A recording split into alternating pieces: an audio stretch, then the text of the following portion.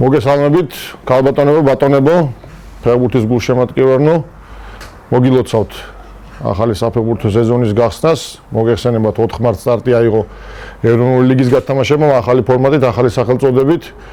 ეროვნული ლიგა 4 მარტს ჩემპიონატის შაშადელი ჩემპიონი და მოქმედი ჩემპიონის თამაშით გაიხსნა, აგრეთვე გაიხსნა ეროვნული ლიგა 2. რაც შეეხება თასის გათამაშებას, თქვენ იცით რომ 2 მარტიდან დაიწყო საკვალიფიკაციო ეტაპი.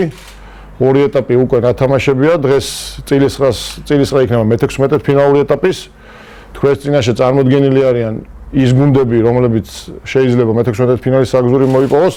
აქ არის ის 20 გუნდი, რომელიც წარმოადგენენ ეროვნული ლიგა და ეროვნული ლიგა 2-ს, რომლებიც მე-16 ფინალური ეტაპიდან დაიწყებენ ასპარეზობას დავით ყიფიანის სახელობის გათამაშებაში 2017 წელს და აგრეთვე არის 12 წყვილი წარმოდგენილი, რომლებმაც მოიპოვეს მესამე საკვალიფიკაციო ეტაპზე თამაშის უფლება. ამ 12 წვილის გამარჯვებული შეუერთება იმ 20 გუნდს, რომლებიც ეროვნული ლიგას და ეროვნული ლიგა 2-ს წარმოადგენენ. მატჩები გაიმართება მე-16 ფინალური მატჩები 15 მარტს, მანამდე კი 10 და 11 მარტს გაიმართება ზემოთ ნახსენები მესამე საკვალიფიკაციო ეტაპის მატჩები.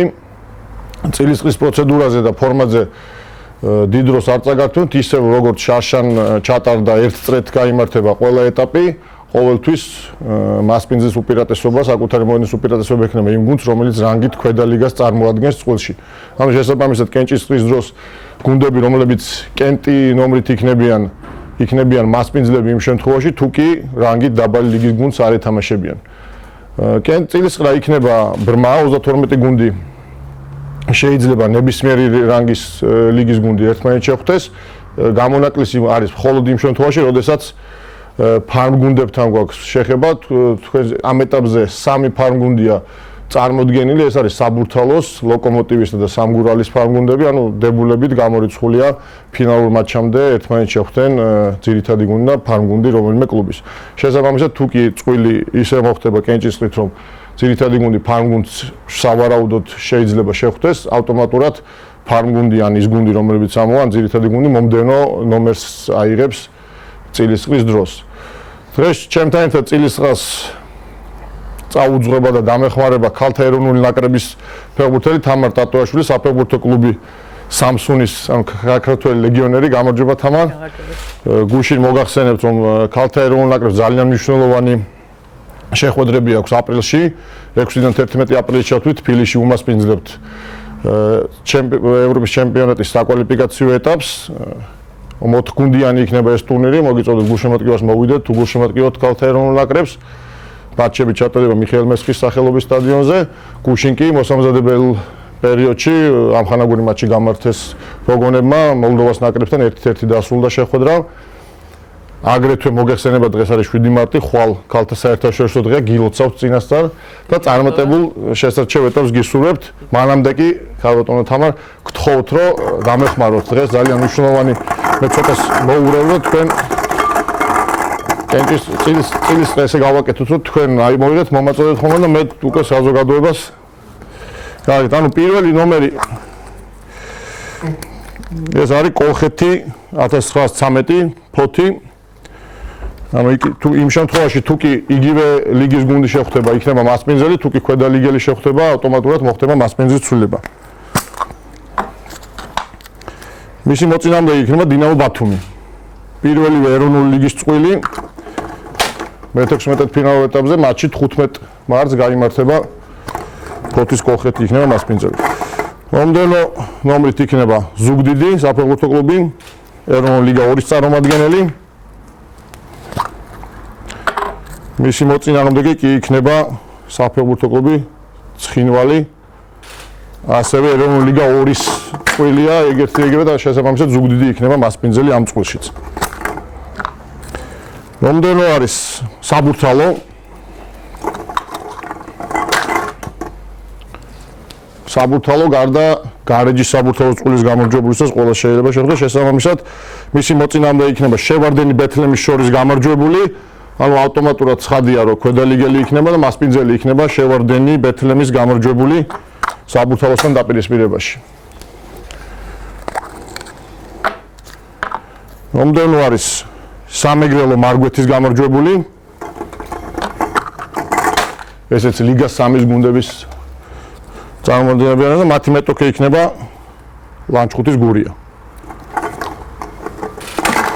ანუ მასპინძელი იქნება სამეგრელო მარგვეთის წყვილის გამარჯვებული. მომდენო არის საპოვნელო თერჯოლა მარკსტარის გამარჯვებული.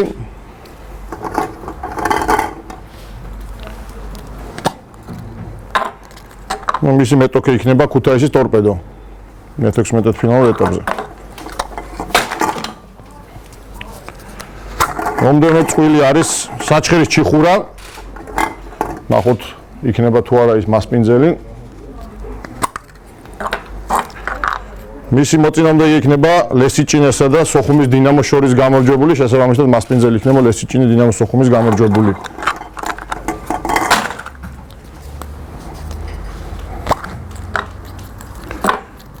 ლოკომოტივი 2 ალგეთი, მარნეულის ალგეთის გამარჯვებული, იქნება მომდევნო წყვილი. მისი მეტოქე იქნება თბილისის დინამო. ცოტა მოვურიოთ ახლა, ავურიოთ კიდე.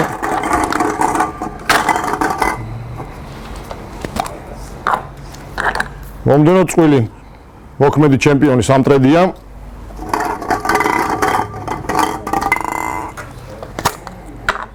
მისი მეტოქე იქნება საფეხბურთო კლუბი ვიჯორჯია, შესაბამისად ვიჯორჯია იქნება ამ წყვილის მასპინძელი.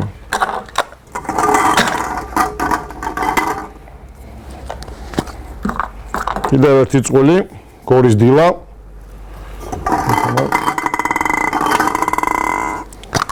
მისი მეტოქე იქნება სამგურალი 2 და გულრიფშის კოლხის გამარჯვებული, შესაბამისად მასპინძელი ამ წყვილის შორის გამარჯვებული იქნება ამ დაპირისპირებაში. ხობის კოლხეთი და ხონის იმერეთი ამ წყვილის გამარჯვებული შეხვდება მე-16 ფინალში გარეჯისა და საბურთალო 2-ის გამარჯვებულს. შესაბამისად პირობითად როდესაც გაირკვევა გუნდები, შემდეგ გაირკვევა მასპინძლის ვინაობა, როდესაც გამარჯვებულები გამოვლინდება.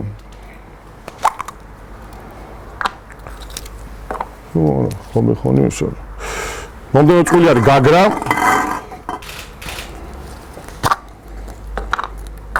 გაგრა დაუპირისპირდება ტყიბულის მეშახტეს.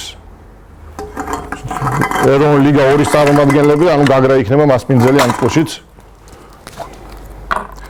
მომდევნო წყვილი არის საფეხბურთო კლუბი რუსთავი, ეროვნული ლიგა 2-ის წარმომადგენელი. მისი მეტოქე იქნება მარტვილის მერანი.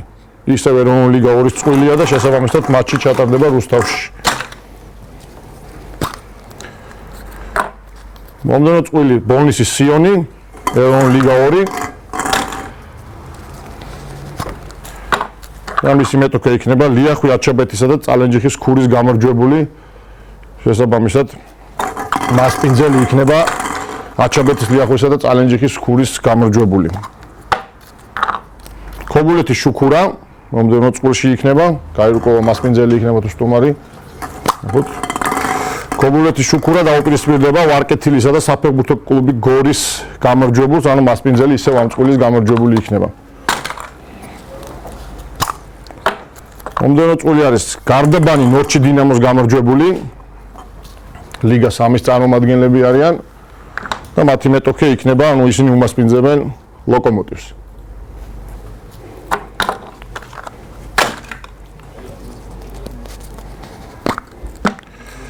ჭიათურა თელავის გამარჯვებული დაუპირისპირდება წყალტუბოს სამგურალს. ანუ ისევ მასპინძელი იქნება ჭიათურა თელავის გამარჯვება ქალბატონო თამარ, წარმატებებს გისურვებ, გილოცავთ კიდევ წინასწარ ხვალინელ დღეს გულშემატკივრებსაც და წარმატებულ შესაჩევ ეტაპს გისურვებთ აპრილის თვეში გულშემატკივრებთ. მადლობა, კარგად ზანდებოდეთ. მადლობა. შეგახსენებთ, რომ საკვალიფიკაციო ეტაპი დასრულდება 11 მარტს, 10 და 11 მარტს გაიმართება მესამე საკვალიფიკაციო ეტაპის მატჩები. შესაბამისად, მე-16 ფინალური შეხვედრები 15 მარტიდან აიღებს სტარტს და წყვილები არის თქვენს ეკრანზე. ძალიან საინტერესო თუ გვინდა რომ წარიმართოს დავით ყიფიანის სახელობის სტარტი, საინტერესო დაიწყო ეროვნული ლიგა, ეროვნული ლიგა 2.